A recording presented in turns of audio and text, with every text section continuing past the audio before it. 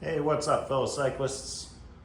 Here's a walk around of the new setup on the world's lightest MADONE SLR9. So if you saw my other videos, I finished up that checkpoint build and I'm running the 40 mil Continental Terra speeds on it. And I figured I would try the Continental Terra speeds on the MADONE. This is the stiffest frame I've ever had or ever ridden on a bike. I really like stiff stuff.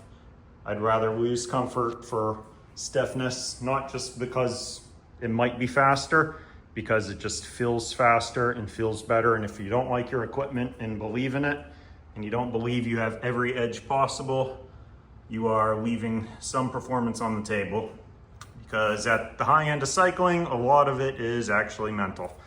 So with this bike on my slicks, I believe I'm leaving absolutely nothing on the table.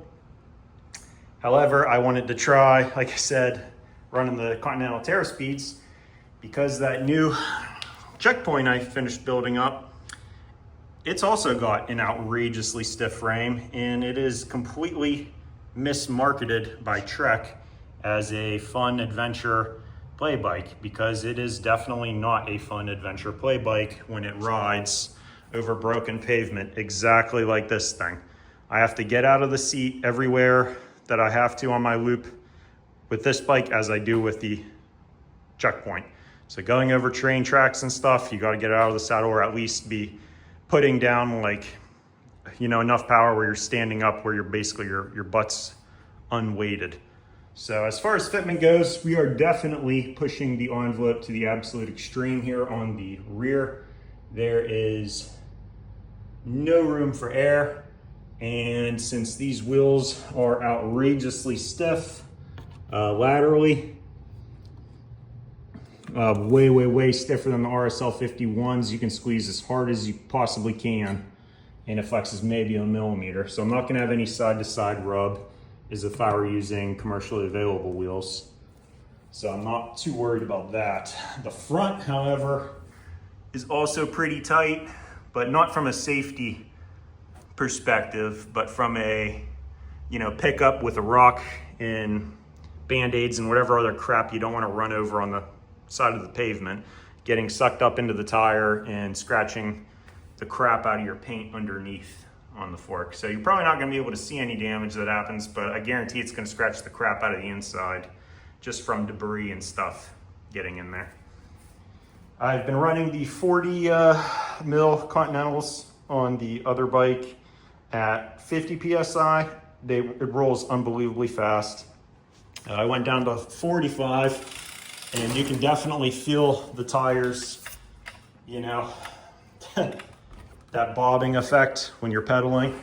Even in the saddle, when you're putting down like 300 watts even, you can feel the tires with every, you know, kind of pedal stroke. And then standing up out of the saddle at 45, you still feel it. Well, I went down to 40. Comfort improved a little bit, but not much. Rolling resistance also stayed about the same, which was a pleasant surprise. And this morning I went down to 35 on them. And again, the rolling resistance stayed about the same, which was a more than a pleasant surprise. That was like a super pleasant surprise. But it bobs up and down like crazy with any kind of power on it at 35 PSI.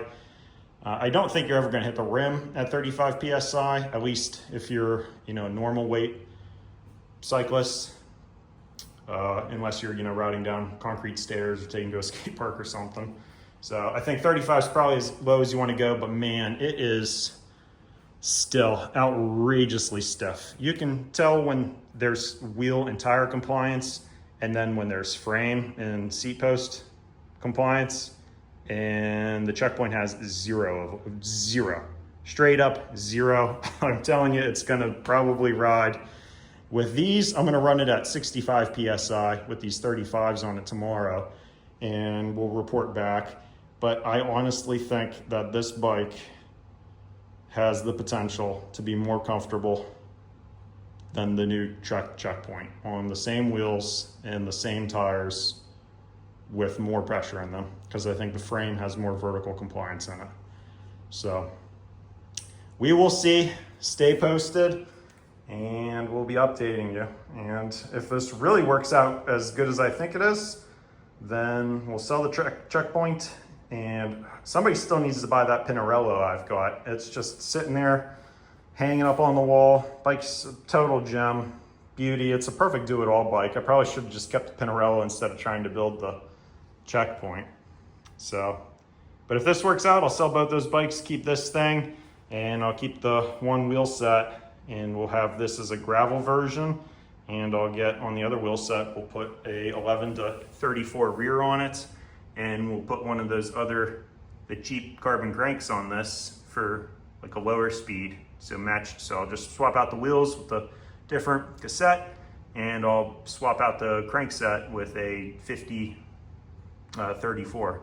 So then this will be the gravel do-it-all bike on 35s as the absolute max. So, all right guys, eat your carbs, eat late at night, ride hard, ride safe.